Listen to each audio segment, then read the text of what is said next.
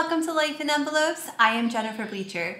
We have a very fun video ahead today. We are going to close out the budget for the third week of April.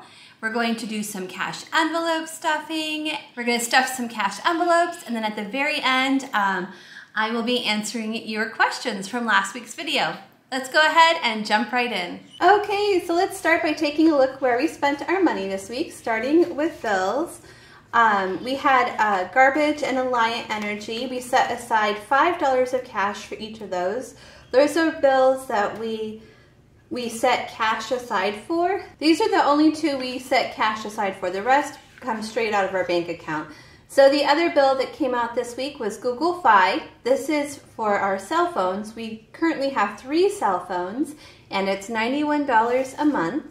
Then for debt this week, we had one debt payment to loan number 2. Loan number 2 is a debt consolidation loan, and we pay them every week. Next up is food. So we had a couple of grocery trips this week. First, we went to Fairway, where we spent $64, and then we went over to Sam's Club and we spent $136. Moving on to gas, we put $20 of gas into our gas tank this week. For miscellaneous, we had one trip to Target where we spent $25. Then for spending money, we did $50 in cash to our spending money for the week. So that was 10 for Logan, 20 for me, and 20 for David. And finally, sinking funds. We were able to do sinking funds last week, which was so exciting. It had been a while, or felt like it had been a while. And we were able to set aside $71 towards our sinking funds. Okay, so those were all the expenses for last week. Let's head over to the worksheets and see how this all works out. Starting with our monthly worksheet. So these are the fixed expenses that we pay each month that are mostly covered by David's paycheck. He's paid once a month. He has a fixed income, and then we paid most of our fixed bills with his income. So Google Fi came out. Oh nice, we budgeted $91, and that's exactly how much it was. Nice. I always like it when it works out like that. Okay, moving on to the worksheet for week 3. So as far as my income goes, I was able to bring home $523. My income is variable, so it changes from week to week depending on how things are going with the business.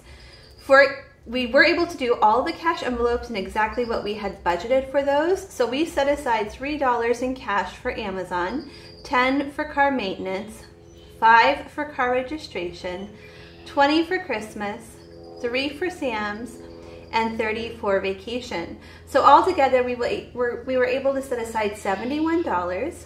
So $523 minus 71 is $452. Then coming up here to the fixed expenses, we put $142 towards loan number 2, $5 towards garbage, and 10 towards Alliant Energy.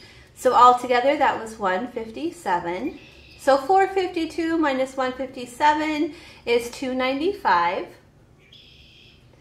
Okay, coming down to our variable expenses. So altogether, the food we got this week was $200. So we were able to stay on budget there. We did do the $20 for gas, $25 for miscellaneous, and $50 for spending. So this week was really nice. Everything went as planned. Doesn't always happen that way, but it's nice when it does. And altogether, that was $295, so $295 minus $295 is 0. Okay, moving on to week 4. So we had another good week in the Etsy shop. So thank you to everyone who has been purchasing stickers lately. We appreciate it so much, and all the other sources of income that you help generate, whether you're watching our YouTube videos or you're a patron through our Patreon account. All of it works together to help us bring in money every week. So this week we're going to have $523 to work with. So we are going to be able to do sinking funds. We're going to put $3 towards Amazon, 10 towards car maintenance, 5 towards car registration, 20 towards Christmas, 3 towards Sam's, and 30 towards vacation. And we're going to stuff those cash envelopes together in just a moment here. But altogether, that should be $71 if I did that right. Let me double check.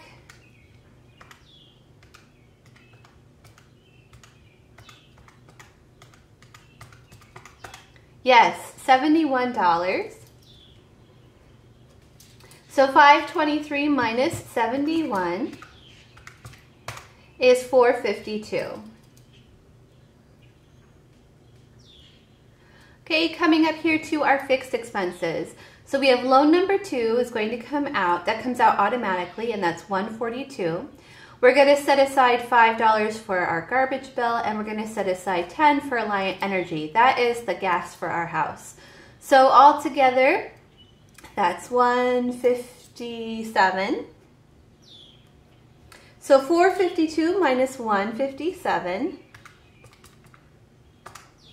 That is $295 that we have left to work with. We're going to put $200 of that towards food, $200 towards gas, $25 towards miscellaneous, and $50 towards spending. So altogether, that is $295. So $295 minus $295 is 0. So hopefully this week goes as well as last week. Let's go ahead and do all the cash envelopes. Okay, so today we are going to stuff $181. So I'm first going to count and make sure we have 181 here. So we have 20, 40, 60, 81, 20, 30, 40, 50, 60, 65, 70, 75, 76, 77, 78, 79, 80, 81. So you'll have to excuse my hands today. They're a little bit of a mess.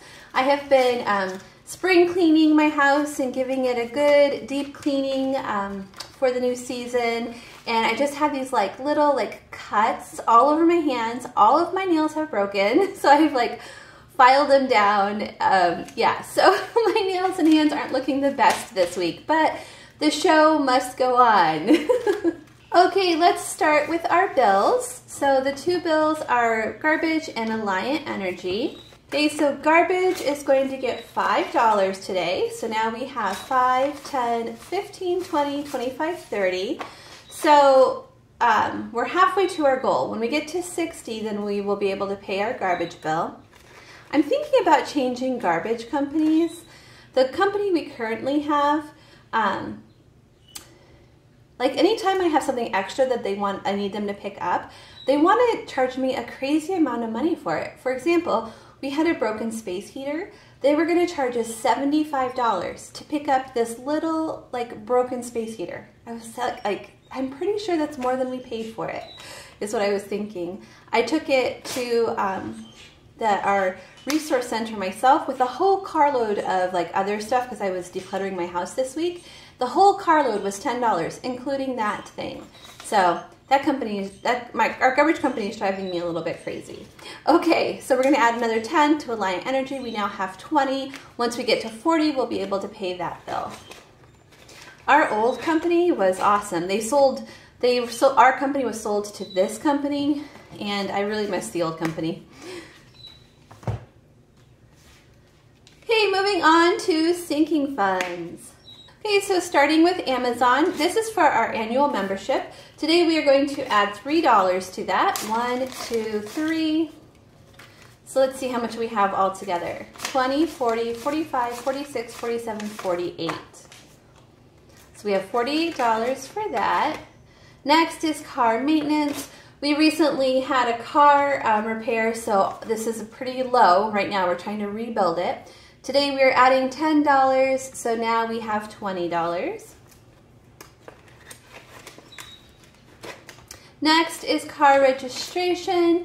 Another thing we've recently paid. Today we're going to add $5, so we're actually saving up for next year's car registration. That is 10, 15, and 20. Then next is Christmas. We have some placeholders here. So let's see, we have $300 in placeholders, and then we have, and then today we are going to add another 20. So we have 20, 40, 60, 80, 90. So 390, right? Yep, 390. Last week I miscounted that envelope. I think it was that one that I miscounted. There was one of them I miscounted last week. Okay, next is Sam's Club, and this is for our annual membership. We're going to add $3 today. And now we have 20, 40, 45, 46, 47, 48. So we have $48 there. Next is Vacation, and Vacation also has a couple of placeholders. So we have $600 currently saved for Vacation. By the way, these placeholders, what they mean is I have this amount of money in my savings account and it's earmarked for this envelope. So anytime I get up to $100 in an envelope, I put it in the bank in my savings account. That way I don't have so much cash on hand. So we had 600 plus this 30, and today we're going to add another 30. So now we have 20, 40, 50, 60. So now we have $60, or $660. Our goal is $1,000, so we are getting close to that goal. Okay, and finally it is cash envelope time. Okay, so starting with my spending money, I'm going to get $20 this week. Logan is going to get $10,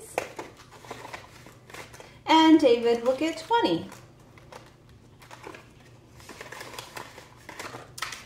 We are going to put $20 towards gas, and then that will leave us with $25 for miscellaneous expenses.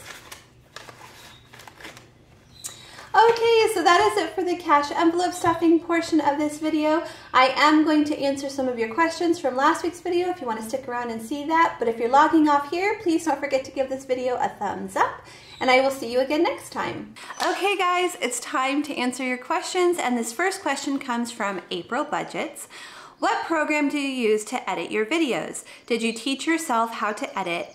Love your videos, Jen and you. Aw, thank you, April. Okay, so what is that called? Oh, Filmora. I use Filmora. I taught myself how to edit videos using video tutorials from YouTube. I learned like pretty much everything from YouTube. So I went with Filmora because that was the program that some of the videos I watched had recommended, and it's very user-friendly, so I like it. I've used it since the beginning. Okay, this next question comes from Glinda Adams. Will you use your Piggy challenge again? Oh, such a great question. Yes, I definitely want to get back to savings challenges, and I want to get back to you guys like choosing numbers and doing that whole thing. I think that's so fun.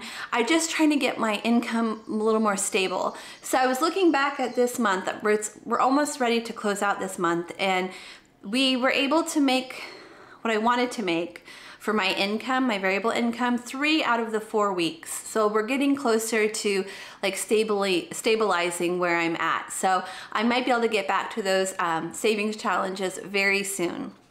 Okay, this next question is from Deborah Morgan. When you meditate, do you listen to a guided one or just music? Have you found one that you would recommend? Thanks. Okay, I was so excited to answer this question. I think for me, meditating is extremely beneficial. I meditate at night before I go to bed, not in bed, but on my floor. I lay down on my floor to meditate. So it's a nice flat surface and it's not too comfortable like the bed. And I always pick a meditation video from YouTube. I don't have a particular channel that I like. What I do is I Google 5-minute meditation or 10-minute meditation or sometimes 15-minute meditation, and I usually do a guided meditation.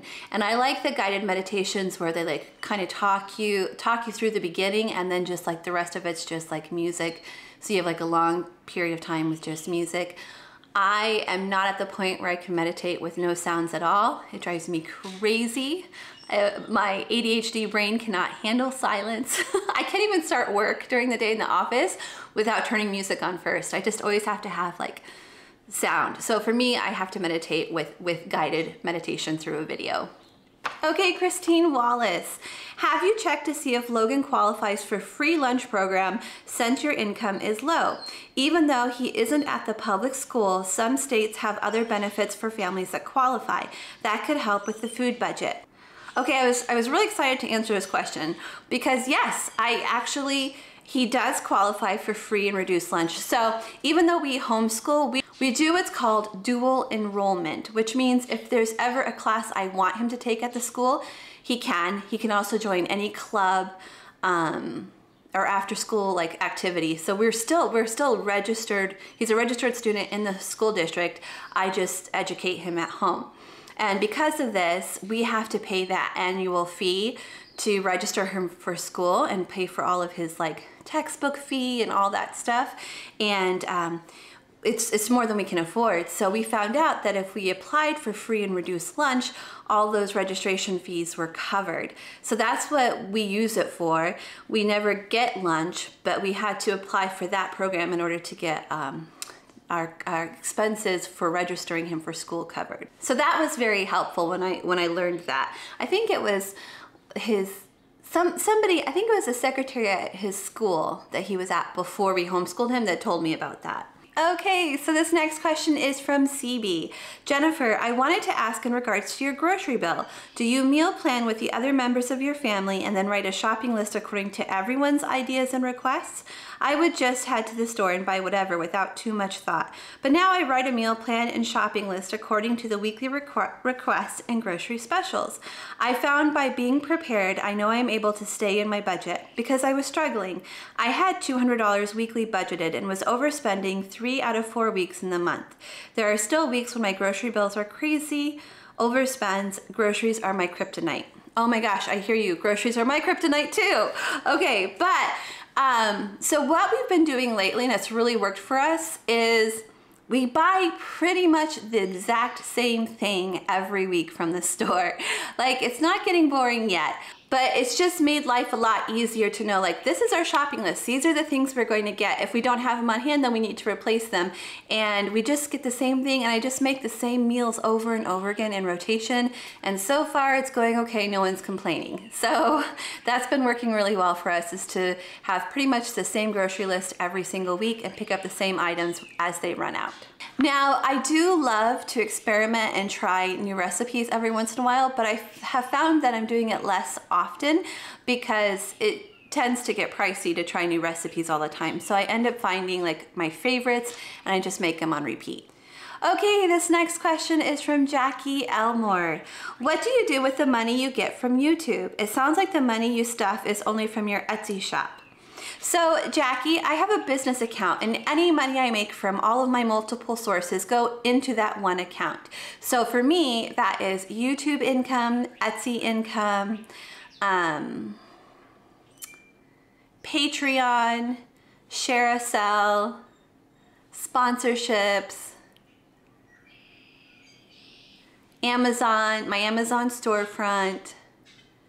Basically anywhere I make any kind of money, it all goes into one pot and then I pay myself from there. The biggest variable in that pot is my Etsy shop. It's the biggest contribution to the pot and it's my biggest variable. So I talk mostly about Etsy because that's where most of the variation in my budget occurs. Okay, this next question is from Without Limits Budgets with ERIN Lynn. Absolutely amazing video. My question is, have you ever thought of opening a website, moving away from Etsy due to the high fees and being able to bring in more money by having your own website? So I have actually looked into this. I was really curious about this myself. And after doing some calculations, because those websites the websites I would be using, they also have their own set of fees and that I would have to pay. And I would have to figure out shipping on my own and I wouldn't get the discounted shipping that I get through Etsy. Anyways, there's a whole number of factors that I looked into and I realized that for me right now at this point in my business, it wouldn't be a profitable decision based on comparing the fees of the different places and the amount of traffic that I get through Etsy. Etsy is a platform that a lot of people are very comfortable with. They already go there for other shops. So while they're there, they could happen to stumble upon my shop or be guided to my shop. And I'm very happy with it at this point in time. I never say never, so I might change in the future, that might change, but at this point in time, I feel like it's just the most profitable option for me and where I'm at.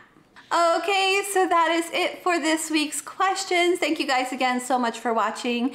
If you enjoyed today's video, please don't forget to give it a thumbs up, and I will see you again next time. Bye, everyone.